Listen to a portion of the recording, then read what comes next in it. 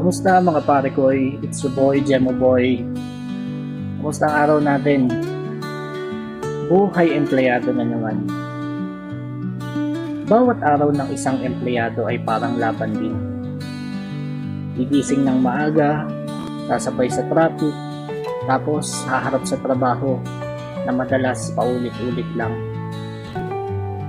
Pero kahit pagod, tuloy pa rin kasi sa likod ng bawat yes boss or sige po, copy po, may pangarap na gustong matupad. May pamilyang umaasa, may sarili ring dahilan kung bakit kailangang magsikap. Minsan nakakalimutan nating pahalagahan ang sarili dahil puro trabaho na lang. Pero tandaan mo, hindi lang trabaho ang sukatan ng halaga mo.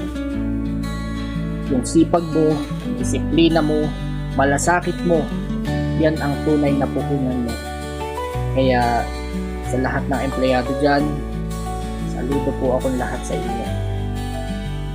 Kasi sa mundong puro reklamo, pinili natin kumilos. Sa hirap ng buhay, pinili natin lumaban. At sa kabila ng pagod, pinili nating mangarap. Hindi ka lang basta empleyado. Ikaw ang sandigan. Ikaw ang mandirigma. At ang patunay na ang tagumpay ay pinaghihirapan. Kaya taas noo. Ipagmalaki mo. Empleyado tayo. Empleyado ka.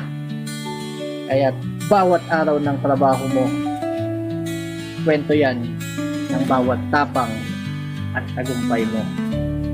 God bless you pare kayo.